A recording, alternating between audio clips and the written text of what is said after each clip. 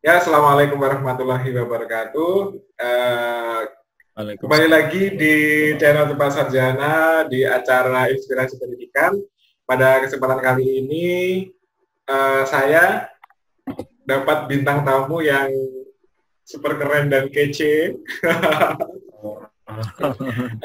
Beliau adalah salah satu guru di daerah Kalimantan. Nanti kita tanya keadaannya di sana seperti apa. Dan pada kesempatan kali ini kita akan membahas tentang topik yang lagi rame, yaitu drama pembelajaran online. Apakah nanti di sana implementasinya seperti apa? Ini kalau saya perkenalkan sedikit sih, namanya adalah Bapak Bagus Dwijaya, atau mungkin panggilannya Pak Bagus. Silakan Pak Bagus memperkenalkan diri. Iya, terima kasih. Assalamualaikum warahmatullahi wabarakatuh. Waalaikumsalam. Saya Bagus Dwijaya, biasa dipanggil Pak Bagus. Untuk saat ini saya mengajar di SDN 02 Manis Mata di Kecamatan Manis Mata, Kabupaten Ketapang, Provinsi Kalimantan Barat. Provinsi Kalimantan Untuk Barat. saat ini saya mengajar di SD jenjang kelas 6. Jenjang kelas 6. Itu berarti Ya. di jenjang kelas yang lagi urgen-urgennya itu ya, harus dapat perlakuan yang Iya, lebih untuk persiapan masuk di SMP gitu. betul. Oh iya, di Betul. Pak Bagus ada di Ketapang ya. Di Ketapang itu sekarang kondisinya Iya. seperti apa? Alhamdulillah. Sepertinya terputus-putus ini. Eh, di masa pandemi corona ini salah satu kendala pembelajaran di daerah yang agak ini. Untuk keadaan di saat pandemi ini, alhamdulillah untuk di Kecamatan Manis Mata kemarin hanya sempat ada beberapa orang yang PDP, tapi tidak ada yang sampai positif Oh, tidak corona. ada. Jadi secara umum Berarti secara umum kondisinya baik aman ya. di keseluruhan Kabupaten Ketapang. Iya, kondisinya baik, cuma di daerah-daerah yang kota, di kota administrasi kabupaten itu ada yang positif sampai kemarin ada belasan lah. Oh, Data pastinya saya kurang tahu. Ya. oh gitu. Jadi ada, ya berarti untuk di daerah Bapak, di tempat mengajar Bapak sendiri sekarang ya lagi ya, berarti aman aja ya. Alhamdulillah aman. Oh iya, kan kalau aman di SD yang Bapak ajar itu sekarang kan atau di kecamatan yang Bapak ajar di Manis Mata itu ini enggak apa namanya, zonanya apa? Zonanya. Zona untuk COVID-nya. Kalau kemarin ada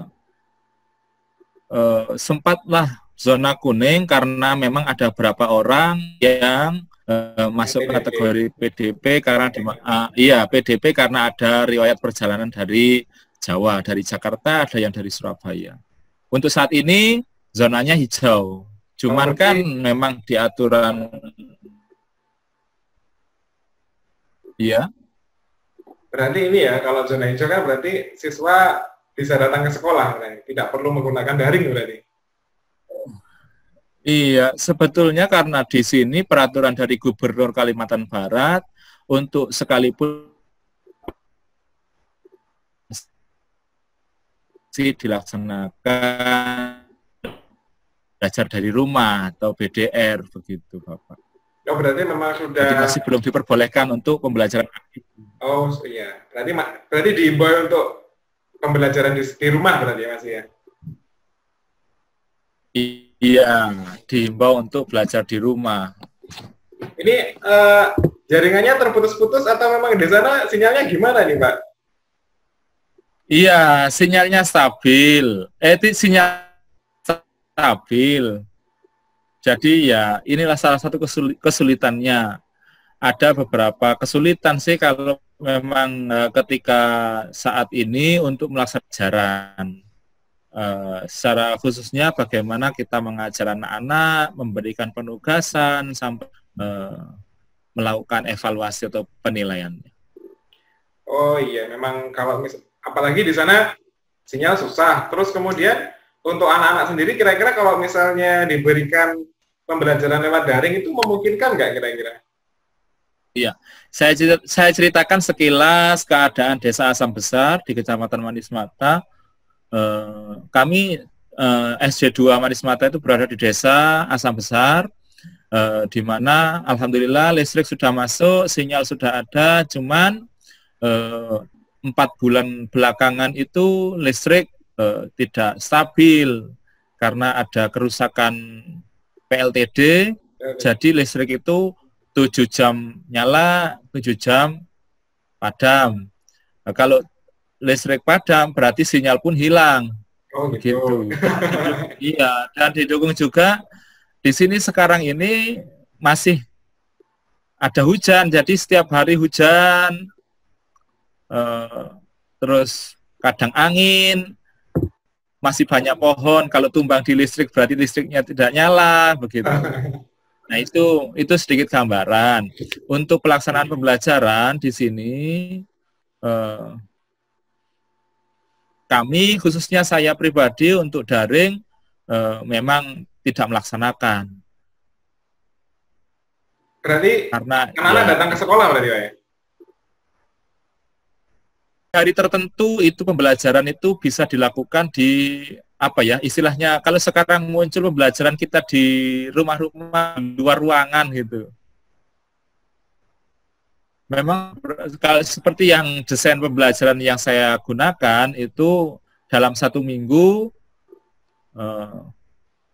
kali tatap muka, Berapa Pak? yang pastinya tidak dilakukan di dalam 2 kali tatap muka. Oh, 2 kali tatap muka. Berarti anak-anak datang ke sekolah itu Iya. 2 kali berarti ya? Iya, untuk datang ke sekolah 2 kali, dilakukan pembelajaran di luar ruangan. Di luar ruangan. Karena ya alhamdulillah siswanya untuk yang kelas 6 memang jumlah siswanya tidak terlalu banyak, hanya 9 orang, jadi begitu. Jadi iya, sangat memudahkan ketika kita memakai dalam ruangan pun sebetulnya sangat memungkinkan karena ruangannya cukup luas dan siswanya kan sedikit. Cuman kita mengikuti protokol kesehatan, jadi pembelajaran tidak bisa dilakukan di dalam ruangan begitu.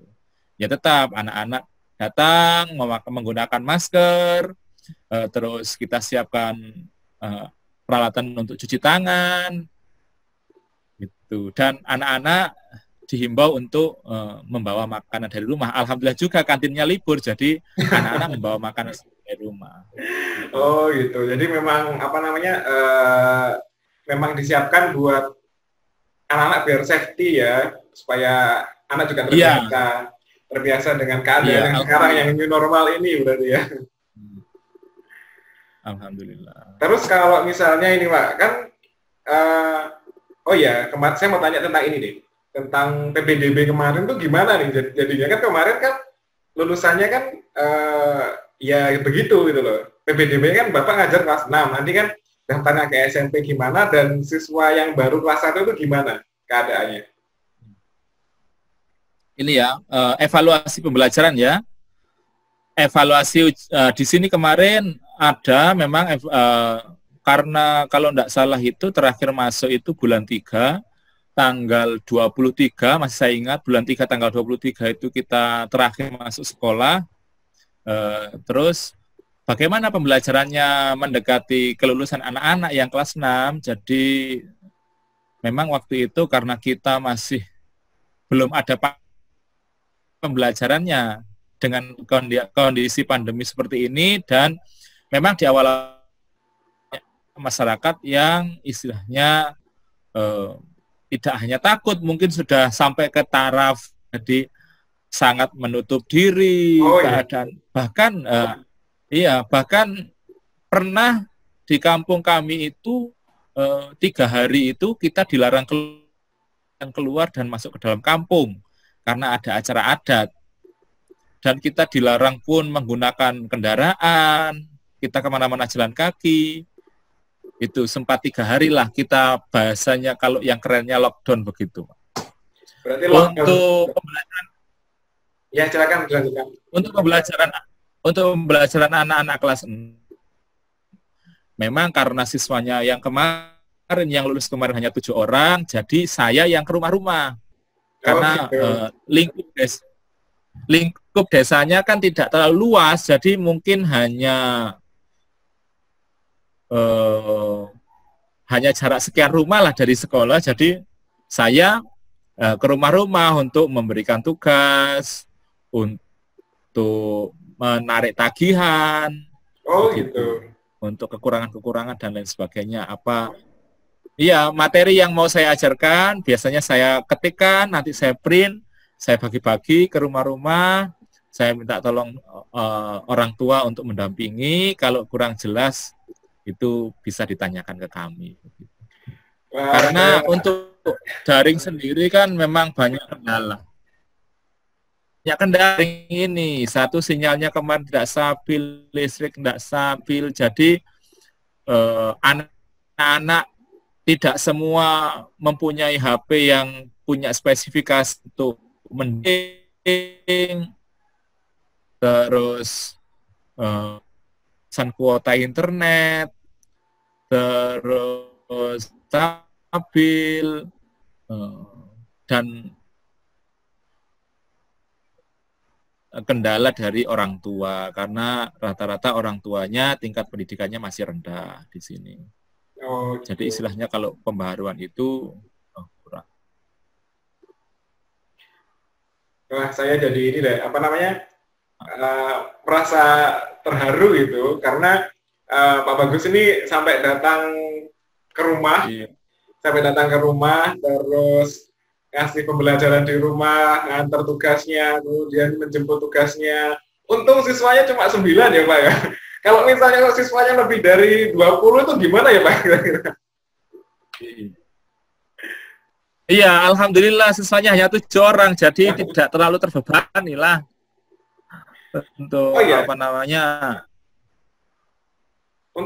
apakah apakah yang Pak Bagus lakukan itu dilakukan untuk semua level kelas dengan guru-guru yang lain atau seperti apa keadaan di sana?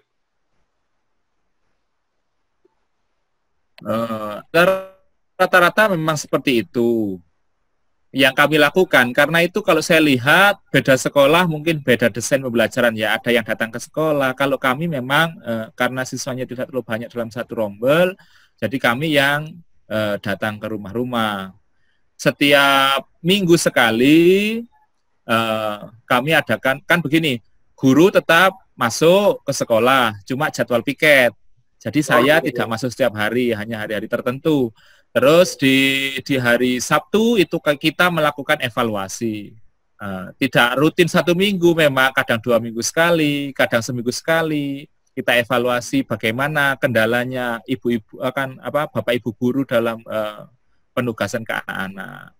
Apakah lancar atau bagaimana? Memang ya pastilah di setiap desain yang kita tawarkan, yang kita lakukan pasti ada Kekurangan. kendala kan begitu.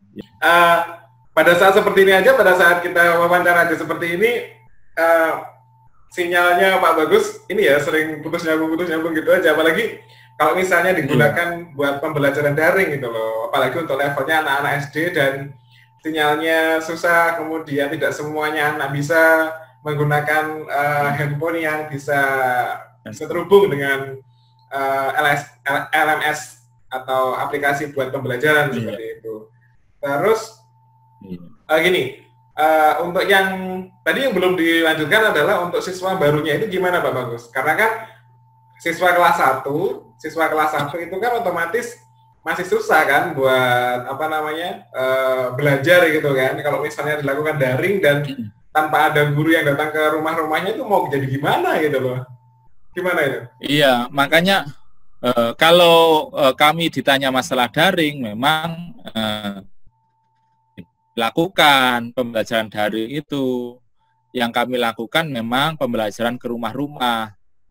Kita datang ke rumah-rumah untuk memberikan tugas, kita printkan tugasnya, itu yang kita lakukan. Untuk yang kelas 1 itu kemarin saya sempat menanya ke guru yang bersangkutan, itu memang diprintkan materi, dan contoh bacaan kalau berlatih membaca, contoh perhitungan kalau mau menghitung, dan menggambar dan lain sebagainya. Dilakukan ini melalui diketik, di print, diantar. Iya. Jadi untuk pengeluaran yang terbesar memang saat ini di sekolah tidak untuk membeli pulsa, tapi untuk membeli banyak kertas dan tinta print untuk menyiapkan pembelajaran. Pembelajaran yang door to door kayaknya. Daring diganti dengan door to door kayaknya. Door to door, betul. Kemarin kan sempat saya pun ada disuruh mengisi kuesioner yang pembelajaran melalui pembelajaran pemerintah yang melalui televisi TVRI. Ya. Itu pun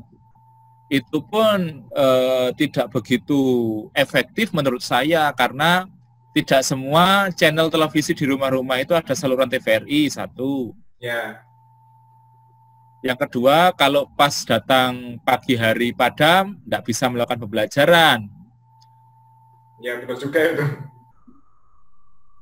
Terus yang saya pernah amati ke pembelajaran di TVRI itu, karena tidak ada desain yang jadwalnya kan sempat berubah itu kalau tidak salah ya. Iya. Jadi ya, sempat berubah. Iya. Jadi pembelajaran ke anak-anak kita ditanya oleh orang tua, Pak Bagus ini pembelajarannya jam berapa? Kadang saya 7:30, kadang jam 8, kadang pun dirubah-rubah begitu. Itu kendalanya. Jadi kayak sekarang kan memang benar-benar siswa itu ya sebagian besar diserahkan kepada orang tua masing-masing gitu kan ya. Jadi kalau misalnya saya pengen tahu keadaannya di sana itu loh kan rata-rata kan kalau di daerah yang mohon maaf kalau di sana itu pendidikan orang tuanya itu kategori menengah ke atas atau menengah ke bawah ya Pak? Kategori untuk pendidikan orang tua menengah ke bawah. Oh jadi untuk membimbing anak-anaknya sendiri untuk belajar di rumah itu apakah kira-kira bisa nggak kira-kira orang tua bisa mengajarkan seperti yang diajarkan guru-guru gitu? Kalau penilaian saya menengah ke bawah lah. Masuk kategori kurang. Oh kurang, masuk kategori. Berarti ya, banyak yang lulusan SD, tapi sekolah SMP SMA udah banyak pasti ya. Iya, di sini tuh kadang selesai SMP pun selesai, tidak melanjutkan ke SMA. Yang melanjutkan SMA pun juga ada beberapa. Karena di sini ini daerah yang mayoritas daerah pertanian, perkebunan sawit, jadi rata-rata orang-orang itu kalau sekolah SMK mengambil jurusan pertanian begitu.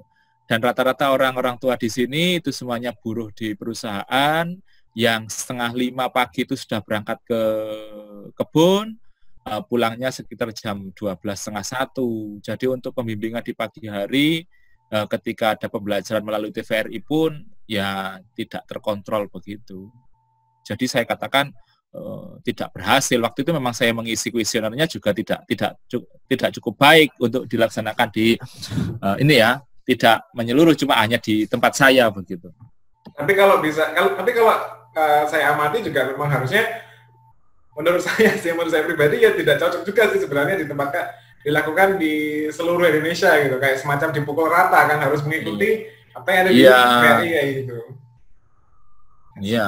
Harusnya ya memang pemerintah harus memilah-milah ya harusnya. Atau mungkin ada solusi tertentu selain pembelajaran yang dilakukan daring, terutama untuk daerah-daerah yang sinyalnya susah, kemudian listriknya juga susah, terus apalagi ya yang susah, yang tidak memenuhi kriteria untuk dilakukan pembelajaran daring itu harusnya mendapatkan perhatian yang lebih gitu. Iya, betul. Karena kalau ini kebetulan alhamdulillah tempat saya ini kan desanya cukup mudah dijangkau, rumah-rumah masyarakat cukup dijangkau. Jadi istilahnya ketika saya berjalan ke rumah-rumah itu tidak ada kendala. Iya, untungnya dekat ya. Coba kalau jauh itu tak betul. Sebagai contoh di desa sebelah kami itu kalau sekarang ini musim banjir. Musim banjir? Maka kurang tahu lah pembelajarannya. Iya, sungai meluap, banjir, kurang tahu desain pembelajarannya seperti apa. Kalau yang saya ini ya, saya diskusi dengan guru-guru di sekolah lain, itu ada yang memang pembelajarannya dilakukan di sekolah, tapi di jadwal. Hari Senin itu kelas 1 dengan kelas 4, hari Selasa kelas seminggu 2 kali tetap, cuma hari Senin itu kelas 1 dengan kelas 4, atau kelas 1 kelas 2, hari Selasa kelas 3 kelas 4, hari Rabu kelas 5 kelas 6 begitu. Ada beberapa memang kawan-kawan yang seperti itu yang pernah saya tanya ya. Ada juga yang menjalankan seperti apa yang saya jalankan, desain pembelajarannya ke rumah-rumah, ada yang memang dikumpulkan ke sekolah begitu. Jadi memang disesuaikan dengan kondisi sekolahnya masing-masing kalau ya jadinya. Jadi kalau misalnya daring ya daringnya kalau menurut saya ya seperlunya aja. Atau mungkin tugas-tugasnya itu dikumpulkan lewat WA itu biasanya seperti itu atau enggak?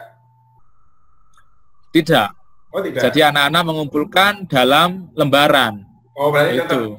Berarti tetap ya seperti yang dilakukan oleh Pak Bagus. Jadi keliling-keliling gitu ya, ngambil soalnya ngambil jawabannya siswa lagi gitu ya. Kemarin ada sharing dari guru, salah satu guru itu siswanya malah pulang ke kampungnya. Terus? Jadi ketika memberi penugasan, titip travel, titip angkutan umum. Jadi titip angkutan umum. Nanti tugasnya bagaimana? Tugasnya dikerjakan, difoto, kirim WA begitu. Oh berarti untuk yang jaraknya jauh-jauh itu ada bisa beberapa menggunakan WA gitu ya. Jadi ya fleksibel lah. Ya, soalnya ada beberapa. Ya, tapi tidak semua. Kalau yang kesulitan memang siswanya tidak ada di tempat, orang tua tidak ada di tempat, ya mau tidak mau ya daring dilakukan. Cuman memang terkesan agak lambat biasanya kan karena tugasnya telat, kami mengingatkan. Ya pokoknya enggak kapok mengingatkan sajalah. Kita mengingatkan orang tua, kita telepon orang tua. Berarti bagaimana istilahnya pendampingan ke anak-anak agar anak-anak ini tidak diam di rumah tapi tetap belajar begitu. Berarti yang penting ini ya sebagai guru kan kita punya tanggung jawab, anak ini belum punya rasa kan, anak ini belum bisa, anak ini perlu diberi ini. Jadi ya bagaimana caranya pada musim seperti ini anak-anak juga tetap harus bisa belajar itu kan, yang penting itu kan. Iya, anak-anak harus belajar. Soalnya kalau nggak belajar itu kalau di rumah pasti sudah game dan sebagainya itu pasti rusak deh semua.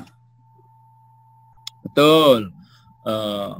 Mereka mungkin kalau kita kenalkan dengan aplikasi seperti aplikasi daring, saya kira ya butuh sosialisasi lah.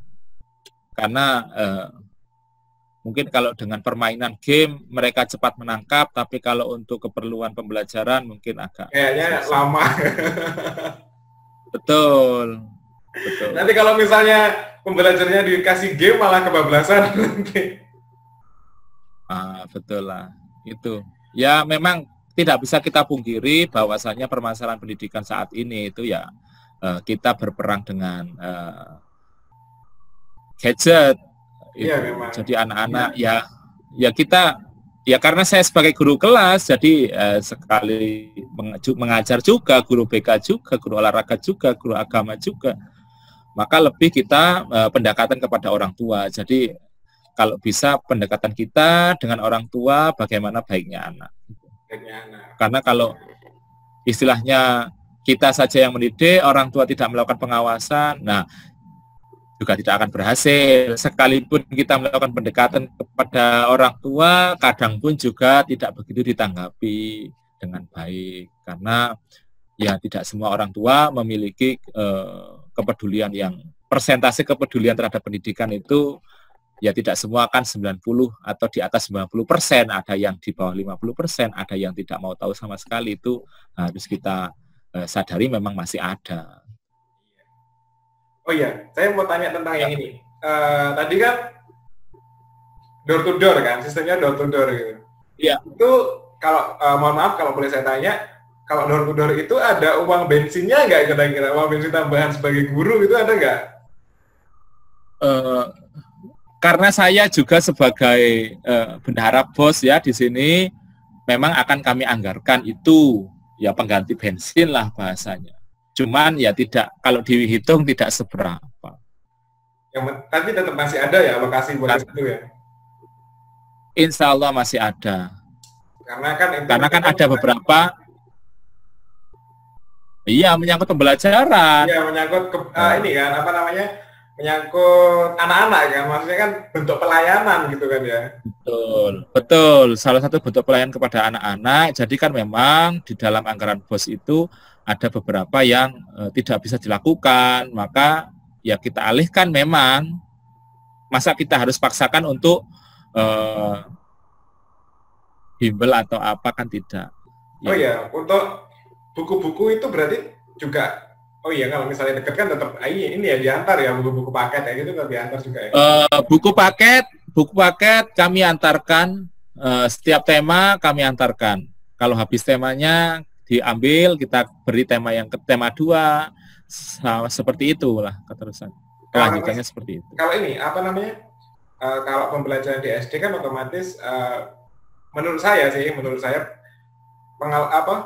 guru itu memiliki peranan yang penting di SD gitu kan. Kalau misalnya seperti ini, kira-kira persentase kepesertaan siswa itu berapa kira-kira Pak Bagus? Apakah semua anak itu bisa mengikuti pelajaran dengan baik atau gimana di musim seperti ini? Kalau yang saya lihat, evaluasi yang saya lakukan ketika evaluasi ini ya, ujian lisan ya, kita komunikasi dengan anak-anak, kalau penilaian saya agak menurun kemampuan anak-anak. Karena jam kita ketemu dengan anak-anak dalam satu rumah tidak lebih dari 30 menit. Oh, nanti ketemu, masuk ke rumah, ketemu orang tuanya, ngomong-ngomong, terus udah habis itu waktu ya? Iya, karena ada kalanya memang kita langsung ke anak-anak seperti ya, kita melakukan bimbingan belajar, private begitu. Ada kalanya memang ketemu orang tua, kita ngomongkan yang lain. Setelah memberikan tugas, kita tidak sempat, bahasanya tidak sempat menanyakan kesulitannya apa, belajar ini, materi yang mana belum bisa. Itu kadang-kadang pun tidak maksimal gitu. Ya tetap tidak maksimal pembelajaran ke rumah-rumah. Cuma ya optimalnya seperti itu ya kita lakukan. Iya ya, berarti memang apapun model pembelajarannya, mau pembelajaran seperti apapun, kalau tidak ketemu di sekolah itu tidak akan efektif sepertinya ya. Betul. Karena masa pembelajaran lama waktunya itu tidak terlalu lama kan ketika kita lakukan. Dan anak-anak ini kalau bisa pembelajarannya 1 jam, lepas itu ya mereka akan bermain. Oh iya pasti itu. Karena kan usianya mereka juga usia bermain kan masih. Betul. Cuman kan kalau lebih efektif ya kita masuk di sekolah. Tapi sebetulnya yang menjadi kegelisahan kami hampir rata-rata keseluruhan itu kan ya karena kita zona hijau ya keinginannya itu agar masuk normal seperti biasa. Cuma di sisi lain kami juga agak ragu, agak takut karena anak-anak ini kan tidak seperti orang dewasa yang bisa menjaga kebersihan. Iya benar. Untuk tertib dalam menjaga jarak. Jadi sekarang ini ya pada tahapan kita saling tidak percaya satu sama lain seperti itu jadinya. Betul. Iya, ya memang dengan adanya corona ini kan memang seperti itu, karena ya dampak penyakit ini kan tidak bisa diamati, apalagi yang nggak terlihat gejala. Saya juga mikirnya seperti ini. Jadi kalau misalnya yang zona hijau masuk dan tanpa ada pengawasan kesehatan yang ketat gitu kan ya. Kan saya malah memprediksi nanti kalau misalnya tetap dipaksa masuk nih, kan bisa muncul klaster-klaster baru, malah di sekolah-sekolah malah anak-anak kan yang banyak dikorbankan ya. Ini ya yang kena corona. Betul, itulah. Itu kemarin ya himbauannya seperti itu, memang ya yang kami takutkan seperti itu. Walaupun istilahnya bahasanya hati nurani kami ini menginginkan untuk ya kita sekolah aja seperti biasa. Cuma karena keadaan yang saat ini kami pun juga tidak ini ya, bukan tenaga medis yang tidak bisa, yang tidak maksimal untuk mengontrol ini apa kesehatan anak-anak. Iya, ketika ada di sekolah. Boleh dia ke sekolah, istilahnya masuk normal, kita jaga. Cuman kan untuk mengawasi keseluruhan, ya tidak sama dengan orang tua yang di rumah hanya mengawasi 2-3 anak. Gitu. Iya sih, memang benar. Kayaknya pertanyaan udah habis nih Pak Bagus. Untuk closing statement nih, kira-kira apa yang mau disampaikan buat para pendidik-pendidik yang berada di pedalaman maupun di mana berada di era pandemi ini? Terima kasih. Iya, pesan saya untuk para pendidik, guru-guru yang luar biasa, khususnya guru-guru yang berada di pedalaman, yang listrik belum ada, sinyal susah, untuk pembelajaran daring tidak memungkinkan, ya tidak perlu diusahakan, karena desain pembelajaran itu banyak macamnya. Kita bisa riset, apalagi di saat pandemi seperti ini, kita membuat desain itu banyak. Ada satu. Satu desain kurang maksimal, kita pakai desain lain. Desain ini tidak maksimal, kita pakai desain lain. Atau tiga-tiga ini bisa kita kombinasi, maka insya Allah pembelajarannya akan menjadi lebih baik begitu. Tapi tetap kita semangat, kita menjaga kesehatan masing-masing, menerapkan protokol kesehatan dalam pembelajaran, baik itu di luar ruangan, ya tetap semangat untuk mendidik agar kita menciptakan anak-anak yang anak-anak yang tangguh, anak-anak yang pandai, anak-anak yang siap untuk menggantikan kita nanti di generasi selanjutnya. Saya sangat terharu banget.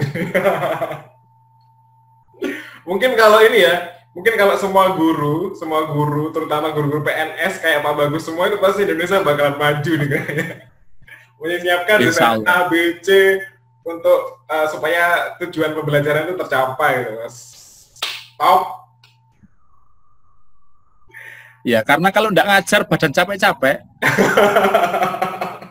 Betul. Kalau kita harus ke kebun, ya tanggung jawab kita ini mengajar.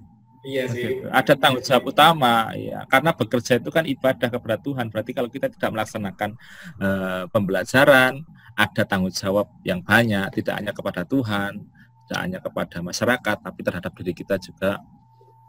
Kita harus ada punya tanggung jawab besar. Sangat inspiratif sekali. Aku terharu banget. Mungkin ini saja diskusi kita, wawancara kita terhadap Bapak Bagus Dwi Jaya. Nanti akan saya hubungi lagi kapan nanti diuploadnya di YouTube saya gitu. Terima kasih sudah menjadi bintang tamu meskipun dalam keadaan seperti ini gitu ya. Semoga bincang-bincang kita kali ini memberikan manfaat kepada khalayak umum, terutama di khalayak pendidik gitu, menjadi inspirasi pendidikan yang dapat memajukan bangsa dan negara. Terima kasih Pak Bagus, terima kasih semuanya. Assalamualaikum warahmatullahi wabarakatuh. Waalaikumsalam warahmatullahi wabarakatuh.